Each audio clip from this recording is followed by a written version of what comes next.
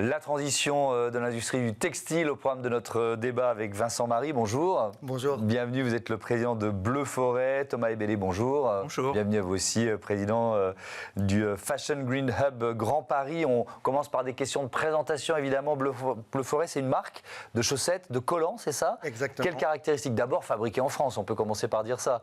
100% fabriqué en France, dans notre usine des Vosges. Et c'est une marque, nous sommes une PME industrielle familiale. Et on s'appuie vraiment sur l'investissement dans un outil industriel moderne, productif, un niveau de qualité, et on travaille toujours sous marque. Oui, effectivement. On rentrera dans le détail de la création de la marque. C'est votre père qui l'a créée il y a quoi? Il y a une trentaine d'années. On va rappeler ça, mais je voudrais que vous nous présentiez Fashion Green Hub. C'est une association, c'est ça? C'est ça. Elle a été créée en 2015 à Roubaix et son objectif, c'est de mettre en réseau l'ensemble des acteurs de la mode circulaire, solidaire, inclusive et pour une mode durable. Oui, mode durable. Et donc là, on parle d'un lieu, le Fashion Green Hub Grand Paris. C'est quoi? C'est un lieu où on peut venir réfléchir ensemble justement à l'avenir de la mode? Tout à fait. Alors l'association s'appelle Fashion Green Hub Grand Paris et en fait on a créé un lieu qui s'appelle le Plateau Fertile Paris, qui est une manufacture de mode où on met à disposition plein d'outils à destination de nos adhérents. Qu'est-ce qu'ils peuvent y faire, y trouver? Alors, on va avoir une matériothèque, une bibliothèque de matières pour qu'ils puissent sourcer des matières responsables avec des acteurs français. On va aussi leur proposer de la revalorisation sur certaines matières. On va avoir un espace de travail partagé avec une partie, désolé pour l'anglicisme, pour le coworking, où on peut travailler en mode bureau d'études, et juste à côté, l'outil de production avec des machines. Et donc, on peut passer très facilement de la conception à une mise en prototypage. Et l'objectif, en fait, c'est de créer, de tester. Et on va aussi faire des formations sur ce lieu pour accompagner au mieux l'ensemble de la filière. Vincent Marie, la marque Bleu Forêt a donc été créée par votre père Jacques en 1994. Si on fait le bilan 30 ans plus tard, vous avez, j'imagine, travaillé sur les émissions de gaz à effet de serre, sur la consommation d'eau, d'électricité. Comment vous avez fait évoluer votre bilan? En fait, naturellement, l'usine est située dans le parc naturel des Vosges. Ce qui fait que dès le départ, mais il y a déjà 30 ans, c'était naturel de faire attention à notre environnement. Tout simplement parce que les salariés, les ouvriers s'y retrouvaient le week-end pour aller faire les balades en famille. Donc très tôt, on a fait attention à l'énergie. Donc on a une chaudière au gaz naturel, on recycle l'énergie. On produit la moitié de notre électricité via une turbine hydroélectrique, en s'appuyant sur le cours d'eau qui passe à côté de chez nous.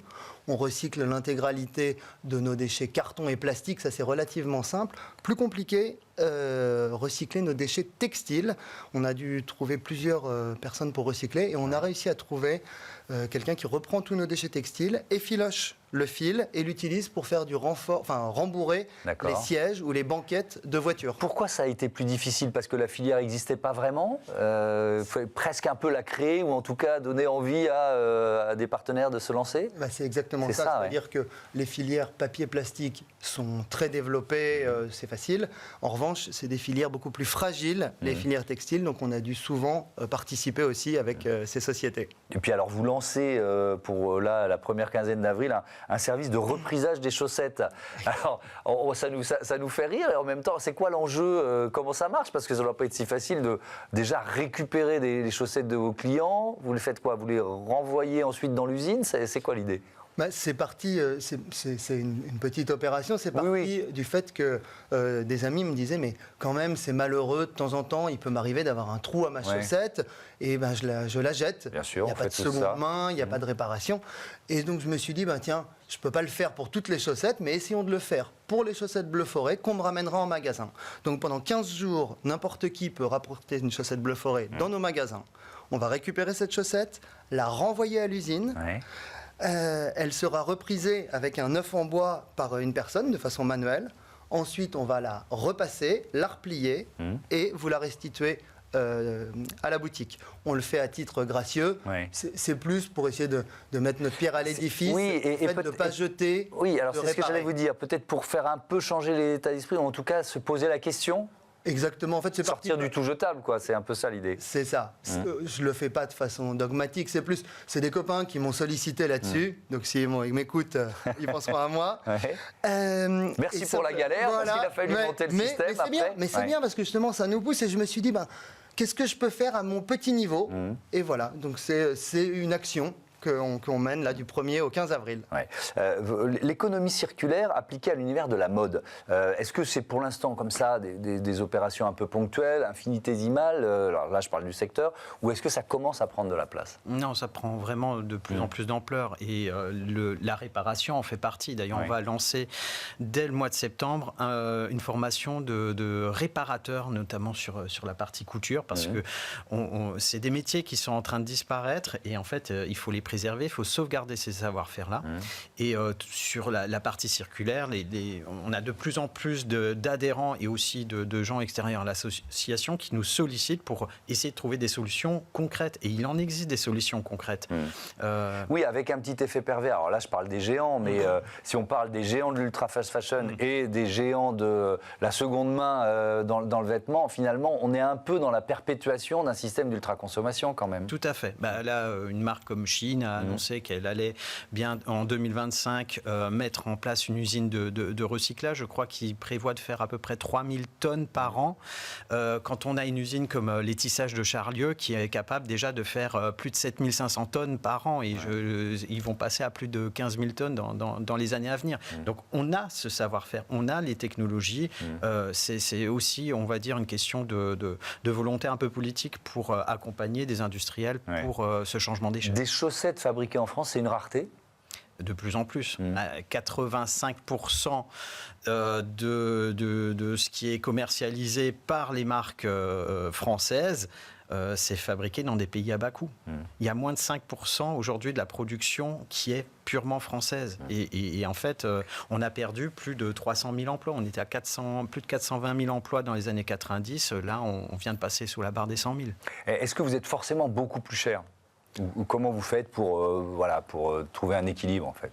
Alors, on est forcément plus cher même à un produit équivalent, sachant qu'en fait, on va se spécialiser plutôt sur des produits plus haut de gamme. On va choisir des qualités de fil, des qualités de finition nettement supérieures.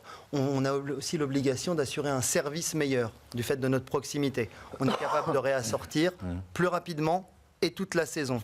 Et enfin, moi je le dis toujours à l'usine, c'est pas parce qu'on est forcément plus cher qu'une production asiatique qu'il faut pas s'efforcer toujours d'améliorer nos processus de fabrication, d'essayer d'automatiser ce qu'on peut, d'essayer de travailler notre prix de revient industriel. Parce que sinon, si on ne se bat pas là-dessus, on n'a aucune chance. Donc c'est vraiment un pilier pour nous. La procédure de production, l'investissement. Et est-ce que ça veut dire que vos chaussettes, elles résistent plus longtemps que des chaussettes qui sont beaucoup moins chères ? Alors, c'est une question. Parce que si moi je suis consommateur, ça peut être intéressant finalement d'acheter des chaussettes un peu plus chères qui vont durer plus longtemps. Ce qui est certain, c'est que les chaussettes Bleu Forêt sont plus agréables plus longtemps. C'est-à-dire que la qualité des cotons qu'on utilise fait qu'il est plus doux plus longtemps. La qualité des gommes, vous voyez, sur les élastiques, fait qu'elle va se détendre et se remettre en place beaucoup plus naturellement. Quand vous avez des gommes de mauvaise qualité sur vos boxers, par exemple, vos underwear, ils vont se mettre à friser. Oui, je vois très bien. Voilà. On l'a tous vécu. Et donc, donc une chaussette Bleu Forêt ne fait pas ça. Est-ce que ça vaut aussi pour fabriquer aussi des collants ? Oui. Est-ce qu'ils sont plus résistants que la moyenne ? Parce que ça, l'obsolescence programmée, c'est un vrai débat sur les collants. C'est toujours la même chose. Le fait de choisir des fils de haute qualité garantit un usage plus long et un usage plus qualitatif, plus doux, plus agréable, avec une plus belle régularité de maille. C'est comme pour beaucoup d'activités. Donc c'est le cas. Est-ce que vous parlez justement d'obsolescence programmée des collants ?